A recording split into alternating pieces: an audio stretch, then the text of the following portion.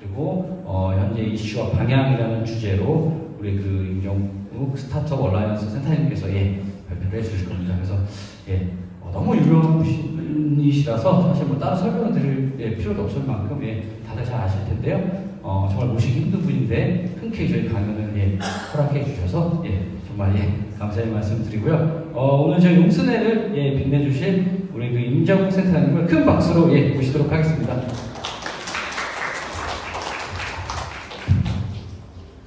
네, 안녕하세요. 임정욱입니다. 앞에 발표해 주신 분들 상당히 인상적이었는데요. 정말 다양한 분야에서 다양한 아이디어로 이런 스타트업들이 나온다는 것을 좀 알 수가 있었습니다. 오늘 제가 말씀드릴 내용은요, 이 제목은 이렇게 전망과 트렌드와 전망이 좀 거창한데, 그것보다는 그냥 제가 편하게 요즘에 여러 군데서 주위에 이렇게 얘기하는 내용들, 그런 것들을 좀 모아봤고요. 좀 내용이 이렇게 많아서 빨리빨리 좀 말씀을 드리도록 하겠습니다. 글로벌 스타트업 분위기부터 좀 말씀을 드리겠습니다. 지금 정말 스타트업 투자가 전 세계적으로 뜨거운 것 같습니다. 작년까지도 굉장히 과열이라고 했거든요. 그래서 2017년까지만 해도 거의 한 100조, 미국에서 투자되는 1년의 금액이 한 100조 정도가 돼서 너무 많은 거 아니냐 이런 얘기가 나왔는데, 작년에 이게 미국 벤처 캐피탈 협회에서 한 건데 150조 정도가 나올 정도로 이 투자 금액이 깜짝 놀랄 정도로 이렇게 많이 늘어났습니다. 그래서 많이 이야기를 들으셨겠지만 2014년부터 유니콘 스타트업이라는 기업 가치가 1조가 넘는 거죠. 그러니까 한번 투자를 받을 때 한 1000억 정도를 투자받으면서 지분을 10% 주면은 한 그 정도 가치라고 생각을 할 수가 있는데, 그만큼 돈이 많이 투자가 되다 보니까 유니콘들이 이렇게 많이 나오게 됐고요. 그래서 이게 계속 지금도 늘고 있어서 현재는 거의 한 350개 정도가 이렇게 있다라고 할 정도로 유니콘들이 계속 늘어나고 있습니다. 근데 이런 유니콘을 계속 이렇게 늘리는 데 있어서 중요한 역할을 하고 있는 게 소프트뱅크의 손정희 회장입니다. 그래서 손정희 회장이 최근에 한 2주 전인가 일본에서 실적 발표를 했거든요. 지난 1년 동안 회계 연도를 마감하면서 소프트뱅크 그걸 마감을 했는데, 많이 아시다시피 소프트뱅크가 2년 전에 소프트뱅크 비전 펀드라는 걸 만들고 100빌리언짜리 펀드를 만들었습니다. 100빌리언이니까 지금 환율로 하면 120조 정도인데요. 그러니까 전대미문의 엄청난 금액을 스타트업에 투자를 한다라는 식으로 했는데, 그걸 2년 동안 120조를 벌써 다 투자했다는 겁니다. 그래서 82개사에다가 이렇게 투자를 해서 소진을 했는데, 전략을 좀 얘기를 했습니다. 그 전략 얘기는 뭐냐 하면은, 전 세계에 AI 회사, 각 섹터에서 1등을 하는 AI 회사들에 이렇게 집중적으로 투자를 한다는 그런 전략이라고 이렇게 얘기를 했고요. 그러면서 이런 인상적인 얘기를 했어요. 지난 20여 년 동안 사실 인터넷이 미국의 광고와 소매 부분, 그러니까 유통을 혁신을 했는데, 그 얘기는 구글 같은 회사, 광고를 다 이렇게 집어삼키지 않았습니까? 그리고 아마존 같은 회사가 월마트를 쓰러뜨리고 이렇게 세계 최대 회사가 됐는데, 그래봤자 미국 GDP의 7%만 이게 인터넷의 영향이라는 얘기라고 합니다. 그런데 자기가 지금 인공지능에 투자를 하고 있는데, 인공지능이라는 것은 이제 모든 이 전 산업 분야를 전부 다 이런 큰 혁신을 이렇게 가져올 거기 때문에 그 임팩트가 굉장히 대단하다라는 그런 이야기를 합니다. 그러면 AI가 뭐가 다르길래 그러냐라는 거에서 설명을, AI는 추론이라고 해서 프리딕션, 수요를 예측을 해서 공급을 최적화하는 그런 일을 한다는 겁니다. 센서라든지 이런 앞에 발표하신 스타트업 분들도 사실 비슷한 얘기죠. 이렇게 돼지들을 잘 관리하고 이렇게 한다는 것을 센서와 데이터와 인공지능을 적용해서 그것을 효율을 높인다는 건데, 그게 5G와 IoT, 사물 인터넷을 통해서 더욱더 강화가 된다라는 얘기를 하면서 이런 이야기를 합니다. 지난 20여 년 동안에 자동차 산업의 시가총액은 보면 전 세계의 시가총액은 한 10배 정도 올랐다. 그건 자동차 생산 대수라는 비례해서 이렇게 올라갔는데, 전 세계 공업, 그러니까 제조업의 시가총액은 보면 자기들이 계산을 해보니까 23배 정도가 올랐다는 겁니다. 있습니다. 그런데 인터넷 기업의 시총은 1000배 정도가 상승했다는 거죠. 예, 워낙 적게 시작을 했으니까 이럴 수도 있습니다만 저게 그 시가총액이 올라가는 거와 전 세계의 인터넷 트래픽의 그 증가와 거의 궤를 같이 한다는 얘기죠. 그래서 소프트뱅크의 주주가치, 소프트뱅크라는 회사의 그 가치도 인터넷 트래픽과 같이 성장을 해서 저 정도 200조가 넘는 그런 회사가 됐는데 이제부터 20년 동안 해서 이제 환경이 됐고 자기들이 그 AI에 투자를 했기 때문에 앞으로는 AI 트래픽과 함께 이제 진짜 성장을 하게 됐다라는 그런 자신감을 이렇게 보이게 됩니다. 아시겠지만 소프트뱅크는 옛날에 90년대 그 야후하고 알리바바에 투자해서 엄청나게 성장한 회사죠. 즉 인터넷의 성공과 같이 한 회사인데 이 손정희 회장이 이 100조 펀드를 가지고 미래를 향해서 베팅을 하는 게 AI에 베팅을 한다는 얘기고 그렇게 하기 위해서 저 82개의 회사들이 전부 AI의 강점을 갖고 있는 회사들이고 이것을 내가 직접 할 수가 없기 때문에 그것을 할 수 있는 전 세계의 창업가들한테 이렇게 투자를 했다라는 그런 이야기를 합니다. 여기엔 한국 창업가들 하나 있죠. 이 쿠팡이 있고요. 그래서 이 중에서 더 많이 나와야 되고 또 100조짜리 펀드를 만들어서 또 계속 투자한다라는 이런 이야기를 하고 있습니다. 그러니까 이런 상황이다 보니까 정말 모든 영역에서 모든 산업 영역에서 이런 새로운 도전자들이 쏟아지는 시대라고 저는 생각을 합니다. 그게 모빌리티 아시죠? 자동차 업계도 포드가 10%를 오늘 감원한다라는 그런 뉴스가 나왔잖아요. 이런 식으로 보면 사람이 이동하는 데 있어서 뭐 이제 공유 자전거, 공유 킥보드, 그리고 우버, 리프트 이런 거 한국에서 타다, 그리고 뭐 소카라든지 이런 다양한 모빌리티 스타트업들이 나오면서 자동차 산업의 이런 지형도를 바꾸고 있고요. 그리고 뭐 호텔이라든지 이런 쪽에서는 아시다시피 에어비앤비, 오요, 우리나라의 야놀자 뭐 이런 곳들이 이렇게 있고 사무실 임대 시장 같은 것도 한국에서도 이제 굉장히 많이 보이는데 위웍이라든지 패스트파이브라든지 이런 회사들이 나오고 있고 음식 배달도 전 세계에서 너무너무 뜨거워서 모든 나라에서 이제는 몇 조짜리 음식 배달, 배민 같은 회사들이 나오고 있고요. 그리고 오늘도 뭐 이런 발표가 있었지만 예전에는 스타트업의 이런 영역이라고 생각하지 않았던 부분에서도 이런 혁신들이 나오는 게 식물을 가지고 저런 실제 고기하고 분간이 어려울 정도의 이런 고기를 만들어내는 임파서블 푸드라든지 비욘드 미트 같은 이런 대체 육류 회사들이 나오는데 이게 스탠포드 교수가 나와서 창업을 하고 실리콘밸리 벤처 캐피탈들이 투자를 하는 이런 회사들이 나오고 있고요. 그래서 푸드테크 회사들이 나와서 이제는 나스닥에 상장도 하고 벤처 캐피탈 투자를 받아서 올라가고 있고 뭐 이런 그 햄버거를 만든 로봇이라든지 이런 데들이 나오고 있다는 거죠. 헬스케어 같은 데는 뭐 말할 것도 없고요. 그래서 아까도 나왔지만 농협 분야에도 보면은 굉장히 많은 영역에 걸쳐서 다양한 이런 혁신 기업들이 나와서 스마트폰뿐만이 아니라 자동화, 로봇, 뭐 이런 센서, 관리, 데이터 이런 쪽에서 많은 회사들 나오고 있고 뭐 에너지라든지 이런 쪽, 패션 쪽에서도 아까도 뭐 말씀을 하셨지만 다양한 패션 쪽의 혁신 회사들이 이런 식으로 나오고 있고요. 물류 이런 쪽도 많고, 그리고 이건 그 이커머스 뭐 이런 쪽입니다. 이게 뭐 제가 일부 이런 것들을 찾아봤는데 이 정도 나온 거고요.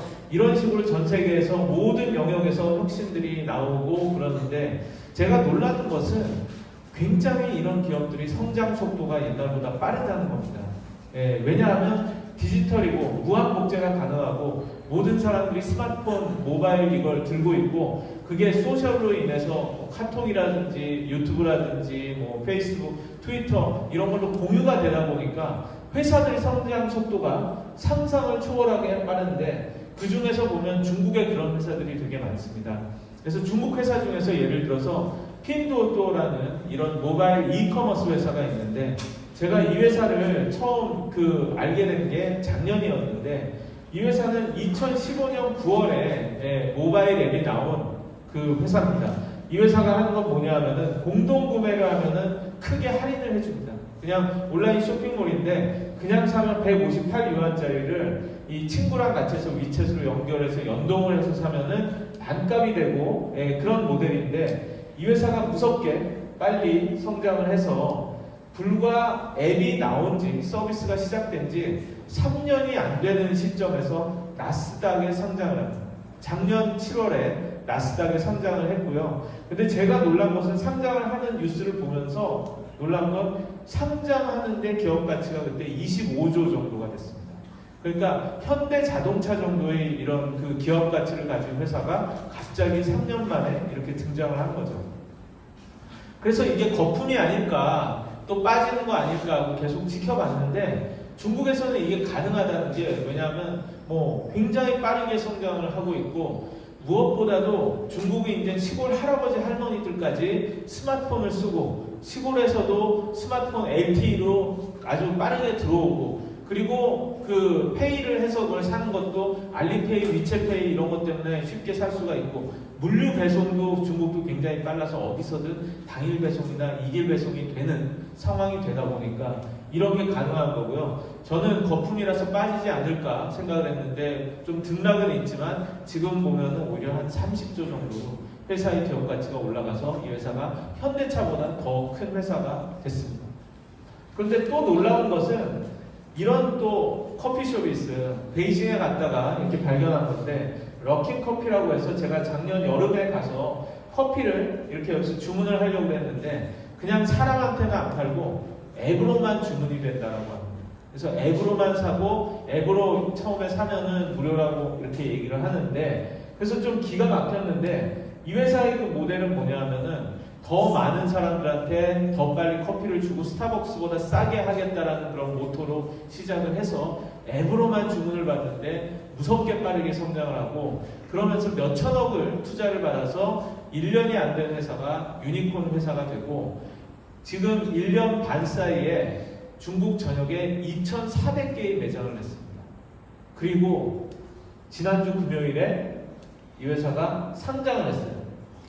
상장하는데 성공했고 주가가 바로 20% 이상 올라갔는데 물론 아직 적자가 많이 나지만 미국에서는 중국에서 이제 스타벅스와 대결을 하는 중국의 브랜드로서 이게 됐고 그리고 중국 사람들이 아직 커피를 많이 마시지 않기 때문에 엄청난 잠재력을 갖고 있다라는 그 큰 평가를 받아서 이제 시총이 한 5조짜리가 되는 회사가 나왔습니다.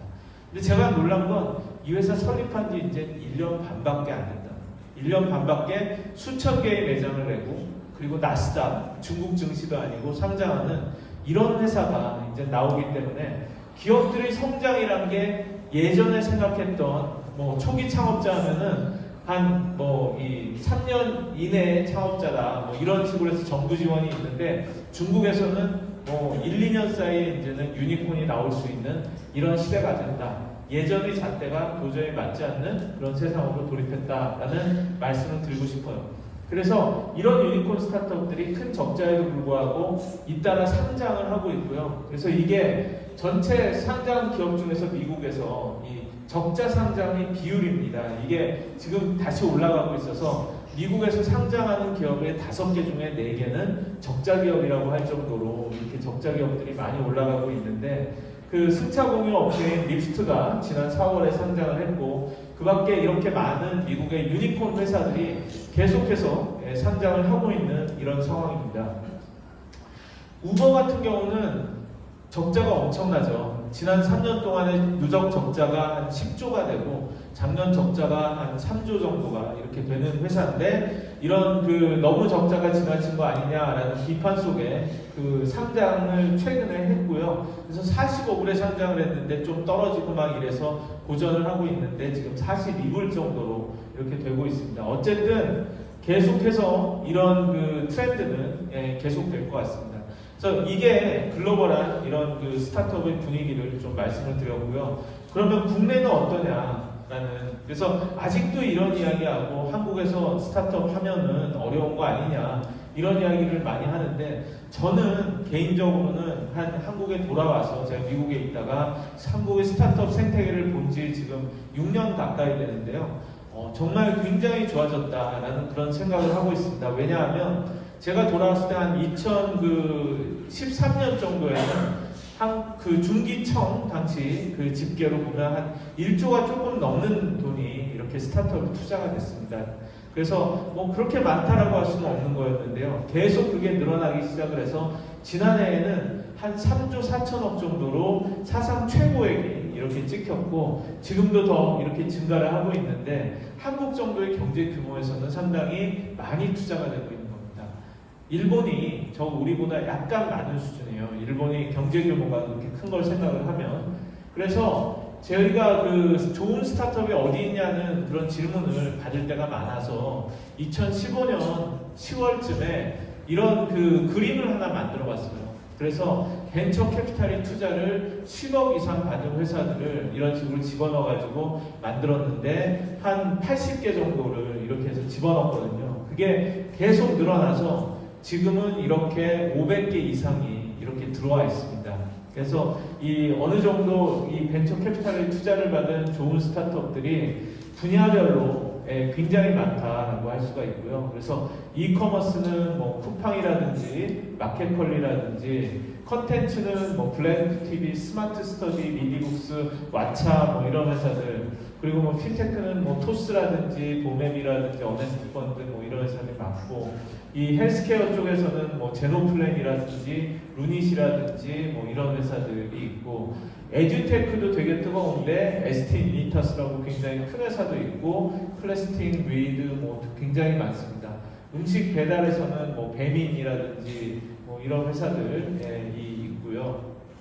패션 아까도 얘기하셨지만 지그재그라든지 스타일쉐어라든지 뭐 이런 그 회사들이 있고, 광고는 뭐 데이블, 캐시슬라이드 뭐 이런 회사, 그리고 집에 이 뭐 청소를 해주는 그런 회사들도 굉장히 빠르게 뜨고 있고요. 뭐 미소라든지 대리주부 청소연구소, 그리고 야놀자 여기어때 뭐 데일리 호텔 뭐 이런 회사들, 게임 회사, 그리고 원애리틱스, 이 공유 경제 좀 너무 많죠. 그래서 누적해서 100억 이상의 투자를 받은 회사들도 140개가 이제 좀 넘을 정도로 지금 좋은 회사들이 굉장히 많이 늘어난다라는 그런 이야기를 듣습니다. 근데 항상 또 이런 이야기들을 하세요. 한국은 어차피 시장이 적어서 한계가 있는 거 아니냐. 그런데 사실 그 한 5천만 명의 인구가 있으면서 3만 불 이상의 그런 국민소득을 올리는 나라가 세계적으로 그렇게 많지는 않거든요.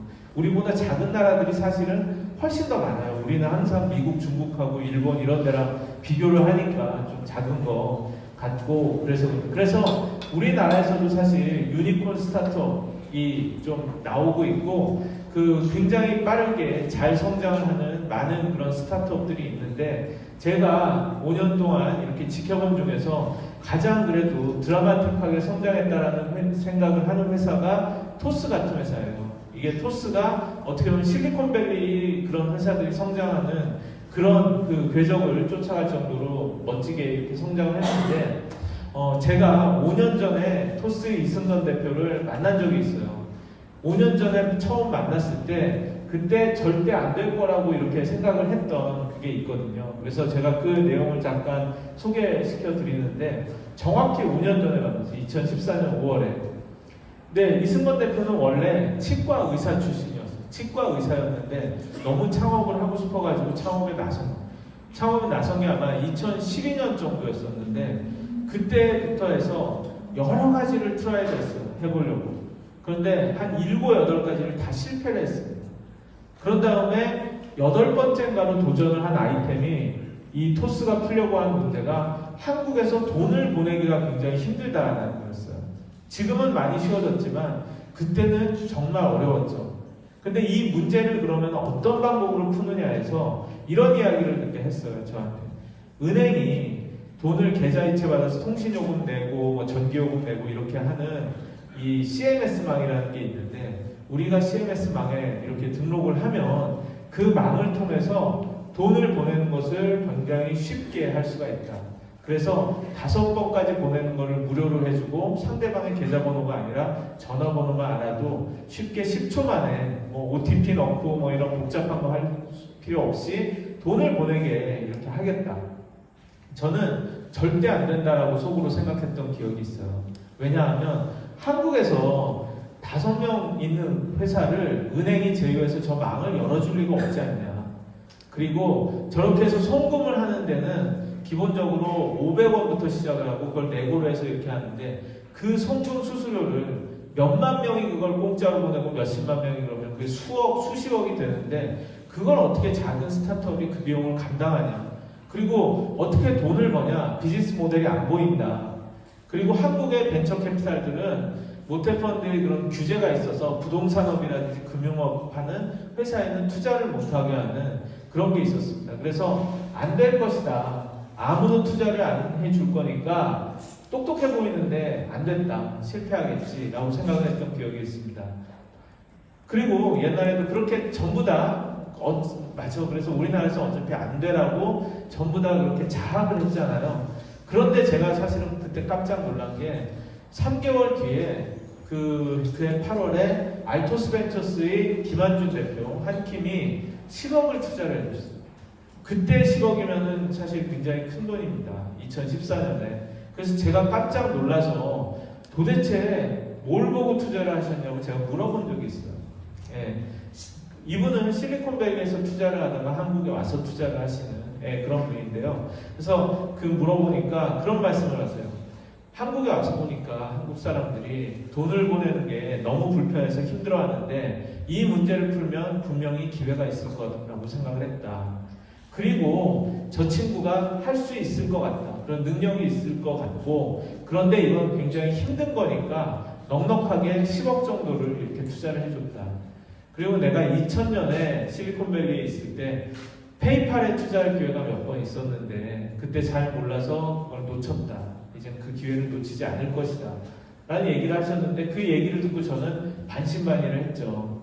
그런데 또 운이 따라준 것은 그해 가을부터 한국에 핀테크 바람이 불기 시작했어요. 그래서 너도 나도 핀테크 난리가 나고 청와대에서부터 핀테크를 하라고 지금 막 푸시가 들어오죠. 그러면서 작은 회사였지만 몇 안 되는 핀테크 스타트업의 하나로 토스가 주목을 받기 시작을 했어요. 그러다가 그해 다음 1월에 청와대에서 미래불안 금융의 10년 업무 보고가 있었는데 저랑 이승건 대표가 그 업계 대표로 해서 이렇게 나갔었어요. 그때 이승건 대표가 핀테크 스타트업들이 성장해야 되는데 은행들이 제휴해주지 않아서 어렵다라는 그런 이야기를 했습니다. 그러니까 대통령이 그런 은행들이 도와주라고 했어요. 예. 그랬더니 그 다음에 저기 기업은행장이 이렇게 계시면서 그렇게 하겠다고 했어요.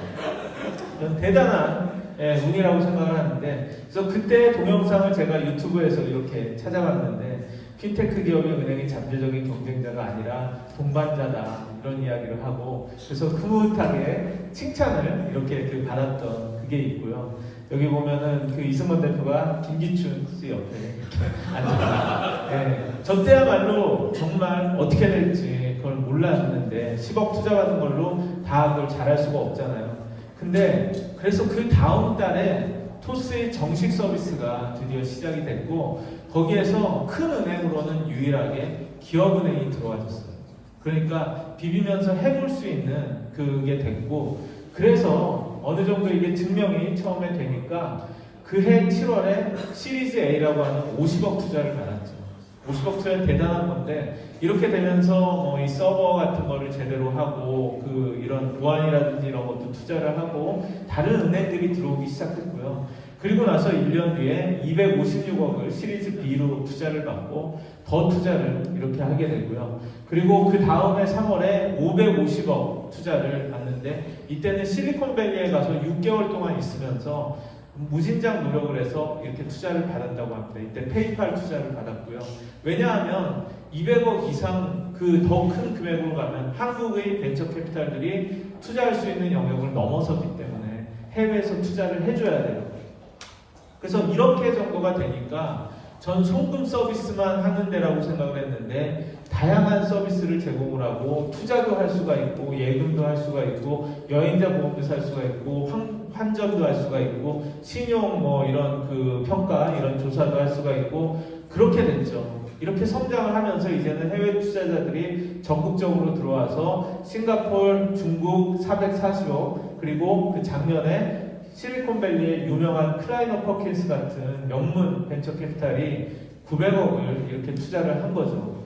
그래서 그 쉽게 만들고 그렇게 하니까 이 모든 게 젊은 사람들이 이런 그 호응을 얻어서 20대의 한 60, 70%가 토스를 사용한다 이런 그 이야기를 하기도 하고, 그리고 매출을 어떻게 내냐는 얘기들을 굉장히 많이 했었는데 작년에 한 560억 정도의 매출을 할 정도로 이게 됐죠. 왜냐하면 이 젊은 사람들이 쓰는 일종의 금융 앱이 됐기 때문에 저는 이게 금융의 네이버 같은 그런 관문 역할을 하면서 이걸 통해서 뭐 투자 서비스, 증권 계좌도 만들고 막 이렇게 되고 그걸 통해서 수수료를 받으면서 저런 매출을 올릴 수가 있었던 거죠.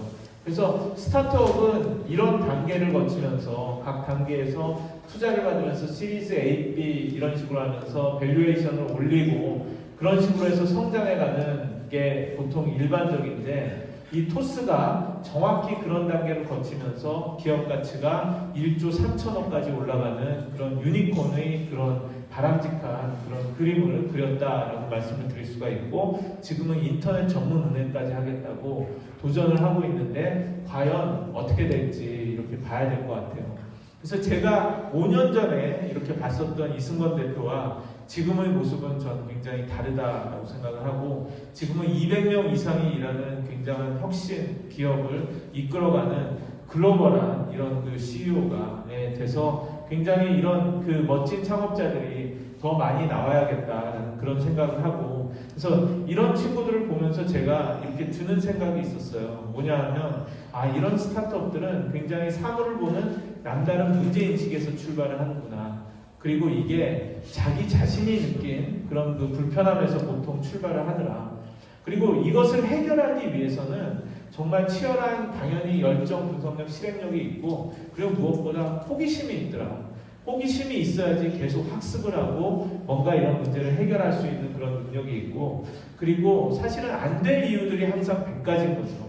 얘기를 하면 항상 이래서 안 되는 거 아닌가요? 라는 얘기를 듣는데 좌절하지 않고 버티는 생존력, 존버정신이 이렇게 있고, 그리고 규제를 이렇게, 그러니까 금융업계에 계신 분들은 똑같은 얘기를 하면은 무조건 다 안 된대요. 네, 왜냐하면 금융 규제 산업이고 우리가 하려고 그러면 정부에서 못하게 할 거고 금감원에서 쫓아오고 다 이런 걸로 이렇게 사로잡혔는데, 그게 아닌 박스 속에 갇히지 않은 상상력이 굉장히 중요하고, 그리고 마지막으로 그걸 믿고 투자를 해주는 투자자의 존재가 저는 굉장히 중요하다고 생각합니다.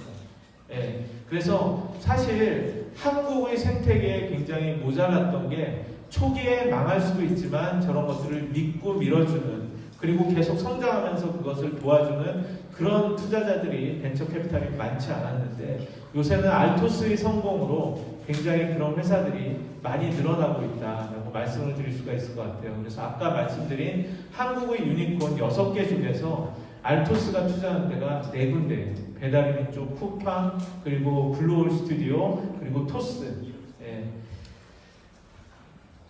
여기서 6개가 그렇게 있습니다. 그리고 이런 유니콘 후보들이 굉장히 전 많아지고 있는 것 같아요. 베스핀 글로벌은 그런 클라우드 서비스를 하는 회사고요. 소카 요새 타다로 유명하죠. 하이퍼 커넥트 한국에서는 모르는데 아자르라는 그런 이 서비스로 세계적으로 지금 되게 유명한 회사고요. 마켓컬린은 이제 다 아시죠. 마켓컬린 전지현 광고로 유명하고, 빅히트 같은 데는 뭐냐면은 이 BTS를 만든 그 회사죠. 빅히트도 벤처 캐피탈이 투자를 해서 성장한 그런 스타트업이라고 이렇게 할 수가 있습니다.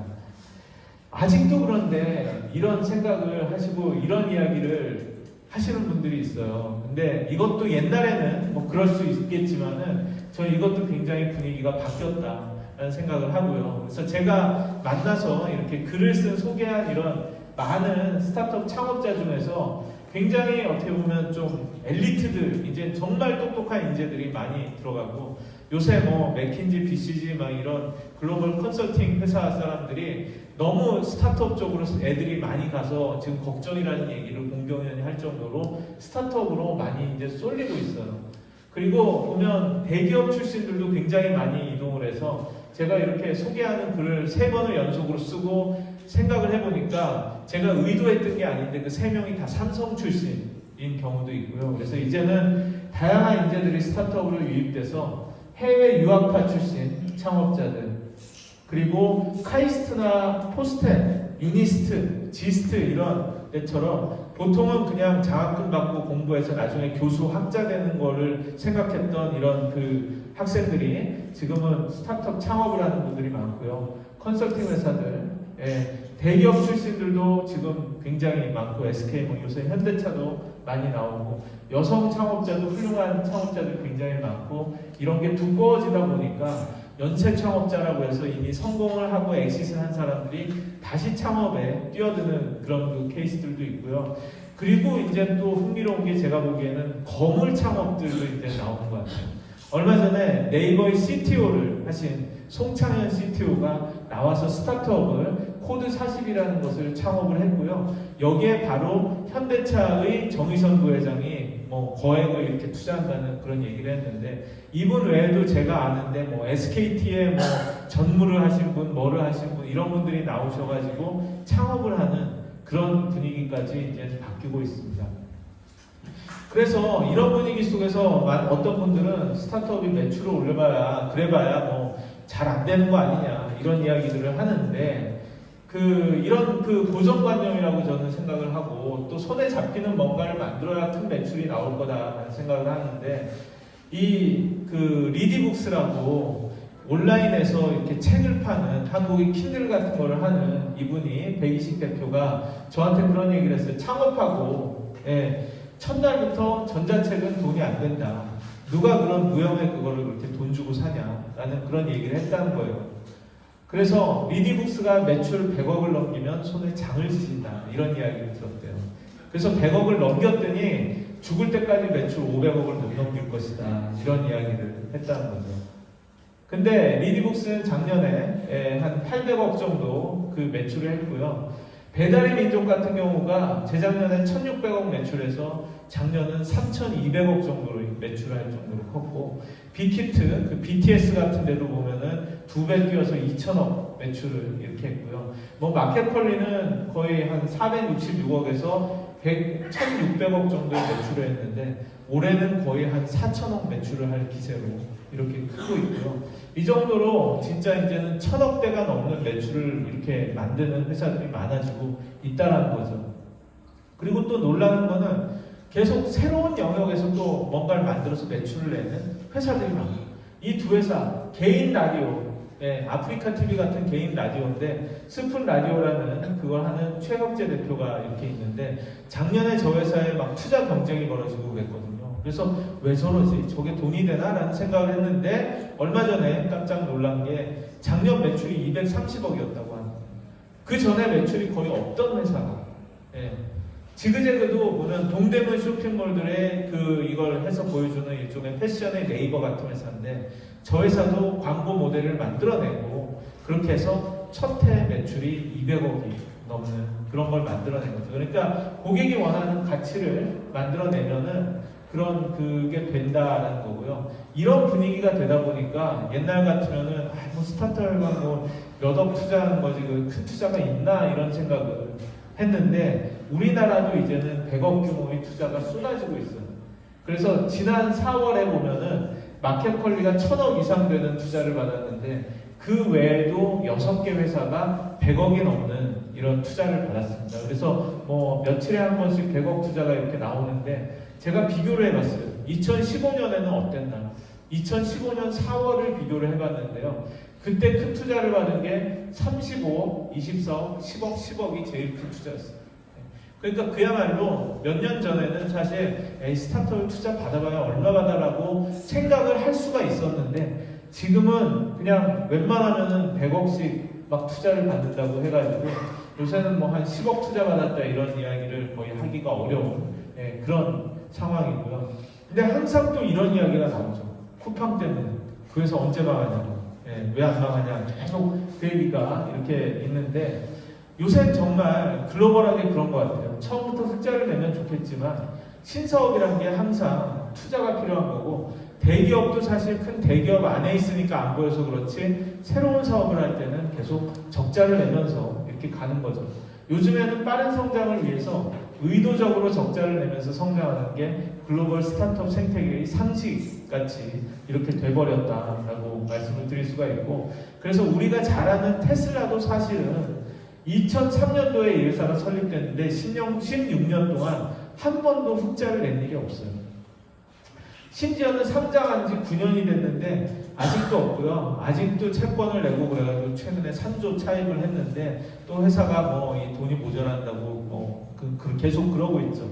어떻게 보면 굉장히 부도덕한 회사지만 어떻게 보면 이런 자본시장의 힘을 이용해서 이 정도까지 올라온 그런 회사라고 할 수가 있죠. 우버도 아까.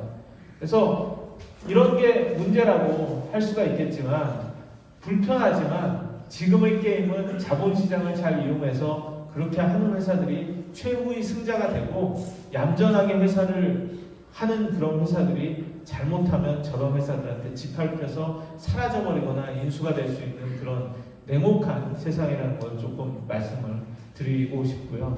그리고 또 이런 이야기를 또 많이 하세요. 스타트업은 대기업이 들어오면 다 망하는 거 아니냐.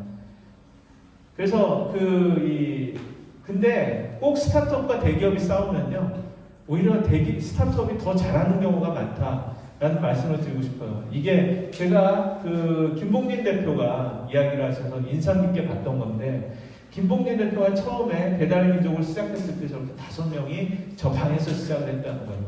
근데 항상 저때 했던 일이 뭐냐면은 가서 전단지를 열심히 수집해내는 거예요. 예, 뭐냐면 그때 아무 데이터베이스가 없잖아요. 음식점에 대한 메뉴 이런 걸 넣어야 되는데, 그러니까 치킨집처럼 광고해가지고 8만 대장경 프로젝트라고 해가지고 스캔해가지고 열심히 집어넣었다는 거죠. 그런데 항상 투자를 받으러 이렇게 가면은 투자자가 이렇게 질문을 하는 거예요. 당신이 하는 일에 네이버가 들어오면 어떻게 하냐. 그러니까 네이버 들어오면 너 망하는 거 아니냐 라는 얘기를 하는데, 사실 김봉진 대표가 네이버에서 디자이너를 했던 사람이거든요. 그래서 이렇게 생각을 했대요. 네이버가 무섭긴 하지만 난 네이버 출신이다. 난 네이버가 손에 흙을 묻히지 않을 것을 알았다.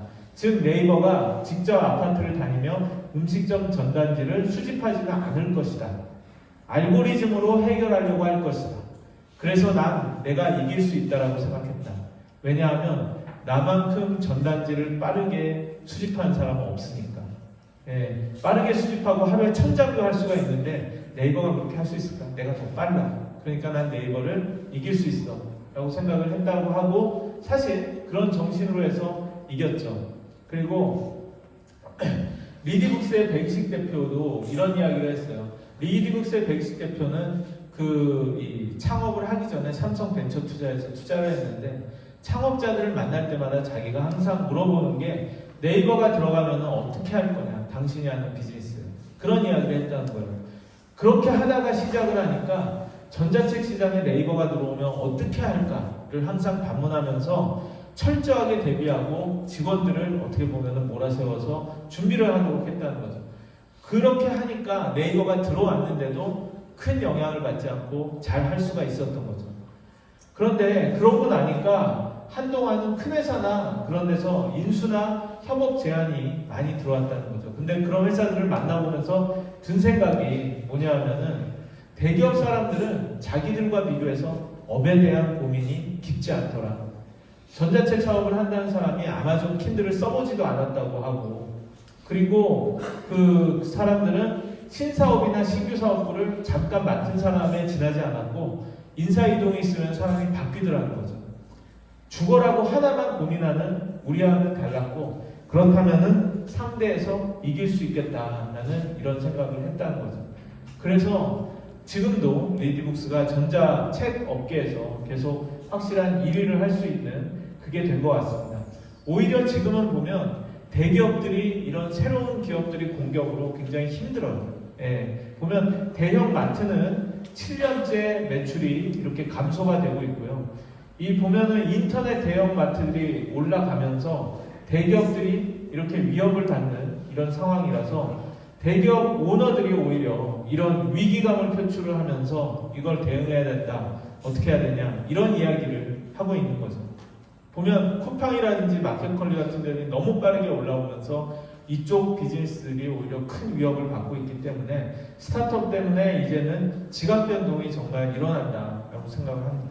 그러면 왜 이런 변화가 일어나는가 생각을 많이 하는데 이건 뭐 여러분들 다 아시는 전 세계적인 건데 스마트폰을 손에 든 밀레니얼 세대와 G세대 젊은 사람들 뭐 유튜브만 보고 뭐 스마트폰으로 이게 전 세상을 움직이는 리모트 컨트롤이라고 생각을 하고 쓰는 사람들인데 음식 배달은 배민으로 하고 돈 송금은 토스나 카카오페이 은행 같은 데를 왜 가라고 생각하는 그런 사람들이죠. 뭐 시키는 것도 쿠팡에서 시키고 신선식품도 마켓컬리 이런 데 다 주문을 하고 제 후배가 그러더라고요. 지난 8월 이후에 마트에 가본 적이 없다.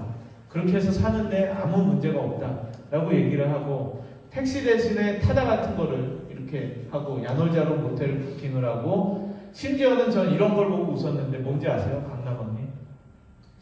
예. 성형수술 견적 셀카 3장을 올리면은 성형수술 이렇게 견적이 올라오는 그런 겁니다. 근데 이 회사가 지금 그 월 매출이 몇 억씩 나오면서 빠르게 성장을 하고 있다는 거예요. 예.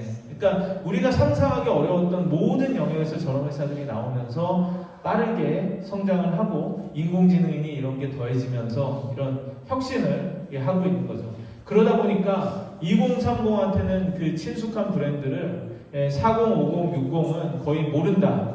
왜냐하면 다 완전히 다른 것들을 보고 있으니까 이런 게 되고 있고요. 그래서 어떻게 보면은 연배 있는 세대들은 굉장히 불황이고 어렵다라고 하고 이게 막 이러는데 사실 젊은 사람들은 완전 딴 데 가서 있는 이런 일들이 제가 보기에는 좀 벌어지고 있지 않나 하는 그런 생각도 합니다. 그래서 마지막으로 이런 이야기도 하는 분들이 계세요. 스타트업은 뭐 혁신적이고 새로운 것만 해야 되는 거 아니야? 예, 그게 아니고 뭐 기존 음식 배달 이런 게 무슨 혁신이야? 그게 뭐 그까짓 거 누가 못해? 라고 이렇게 얘기를 하는데 수작업으로 명함을 입력하는 리멤버라는 게 있죠. 예, 리멤버 명함 앱은 사실은 사람이 입력해 주는 거거든요. 되게 처음 시작할 때는 유치하고 원시적인 방법이라고 많은 사람들이 생각을 했는데 그게 돼? 근데 그 방법으로 해서 정확하게 입력을 하고 그렇게 틀림없이 하니까 사람들이 많이 쓰게 되고 그러면서 그 안에서 자동화를 하고 이렇게 하면서 타이피스트를 한 800명에서 200명까지 오히려 사용량이 늘었는데 줄였다라는 그런 이야기도 하고요. 그리고 이 실리콘밸리에서 모닝 리커버리라는 숙취 음료를 이렇게 만들어서 파는 이시선이라는 이런 대표가 있는데 숙취 음료 다 있죠. 세상에 다 있는데 이게 뭐 무슨 혁신이냐라고 하겠지만 숙취 음료는 인터넷을 통해서 그걸 모르던 사람들한테 새로 인게이지를 해가지고 바로 그거를 보내주고 그 반응 같은 걸 얻고 이런 식으로 굉장히 새로운 방법으로 마케팅을 하고 똑같은 제품도 그렇게 해서 올라가는 회사들이 많아요. 뭐 면도기를 월 배송 스타일로 해서 한다든지 그리고 뭐 여행용 가방을 뭐 이런 인터넷 스타일로 해가지고 한다든지 이렇게 해가지고 유니콘이 된 그런 회사들도 미국에는 굉장히 많기 때문에 모든 분야에서 저는 혁신이 나온다라고 생각을 해야 되고 스타트업이란 것은 처음에 시작할 때는 꼭 뭐 엄청난 기술 그런 게 필요한 게 아니라 일단은 문제를 푸는 거에 집중을 해서 해결하고 고객의 마음을 얻는 게 우선이다라는 그런 생각을 하고요. 또 김봉진 대표가 이런 이야기를 해서 제가 이것도 소개하고 싶은데 이런 이야기를 했어요. 열심히 전단지를 입력을 해가지고 음식 배달에 그때 1등이 이렇게 됐는데 그때까지만 해도 이 음식 배달을 이렇게 시킬 때 앱에서 주문이 안 되고요. 이렇게 딱 누르면은 그 중국집 뭐 이렇게 감미옥 뭐 이런 걸 딱 누르면은 글로 전화가 됐어요. 처음에는. 예, 그래서 전화가 연결이 돼서 그걸 해서 중국집에 뭐 짬뽕 2개 어디로 보내주세요라고 했거든요. 예, 왜냐하면 주문까지 해서 식당에서 그거를 보고 완결을 하는 그 프로세스를 만드는데 투자가 많이 들었던 거예요. 근데 그냥 1등이 돼서 약간 안주하는 동안에 앱에서 바로 음식 주문이 가능한 기능을 경쟁사인 Y사가 만들어서 내놨다는 거예요. 예, 그래서 깜짝 놀랐다는 거예요. 어떡하지 이걸 대응을 해야 되는데 안 그러면은 고객들이 다 저쪽으로 가버리는 거 아니냐. 그래서 빨리 대응해야 된다라고 해서 한 게 개발을 할 동안 시간을 벌기 위해서 우선 앱에서 바로 음식 주문이 되는 것처럼 자동으로 되는 것처럼 만든 다음에 실제로는 밤에 전 직원들이 매달려서 대신 전화를 걸어서 예, 주문을 했다는 거예요. 흥미만 해산되니까. 근데 이렇게 해서 했는데 이것을 어떤 선수가 의심을 했어요. 예, 그래서 중국집에 확인을 해보니까 아니었던 거예요. 아, 그거 뭐 진짜가 아니고 사실은 배미에서 전화 걸어서 하더라. 그래서 그걸 이게 사기라고 블로그에 썼고 그걸 조선일보 기자가 보고 이 기사를 썼어요. 예, 무늬만 최첨단 원시적 음식 배달 주문 앱이라고 이렇게. 그래서 김봉진 대표가 그러는 저때 사실은 정말 쥐구멍에 들어가고 싶을 정도로 창피했다. 예, 개발자가 아니고 디자이너가 창업을 하니까 저렇게 유치한 짓을 한다. 근데 지금 생각해보면 당당해졌다. 왜냐? 원시적이면 어떠냐? 문제만 해결하면 되지. 그렇게 해서 고객을 얻고 1등을 했으면은 되고 그 시간을 벌어서 개발을 해서 지금은 그게 다 되게 만들었다는 거죠. 그래서 애플도 이렇게 엄청난 제품을 만들지만 처음에는 이랬고 아마존도 드론으로 배송을 한다 이러지만은 처음에는 제프 베이조스가 주문받은 책이 없으면 동네 서점에 가서 붙였다는 그런 얘기예요. 그래서 모든 위대한 것이 시작은 별볼이 없었고 스타트업은 문제 해결을 하는 게 최우선이다. 이런 얘기고요. 그래서 제가 지켜본 많은 잘 나가는 스타트업들은 사실은 보면은 이렇게 성공을 하는 것 같은데요. 로켓 스타트업. 저기는 뭐 원래 똑똑한 사람 금수저가 창업을 하고 그랬을까 자동으로 잘 됐겠지 이렇게 얘기하시는 분들이 되게 많아요. 근데 사실은 이렇거든요. 별의별 안에 일이 있고 망하기 직전까지 가고 사람들 다 도망가고 욕하고 자플래닛에 뭐 평점의 1점대로 떨어지고 막 이 난리를 치다가 어떻게 해서 여기에 오는 거기 때문에 사실은 제가 느끼는 것은 이런 스타트업에 대해서 지나친 비판보다는 그런 것을 이해하고 응원을 해주는 게 중요하지 않을까 하는 생각합니다. 네, 여기까지 말씀드리겠습니다.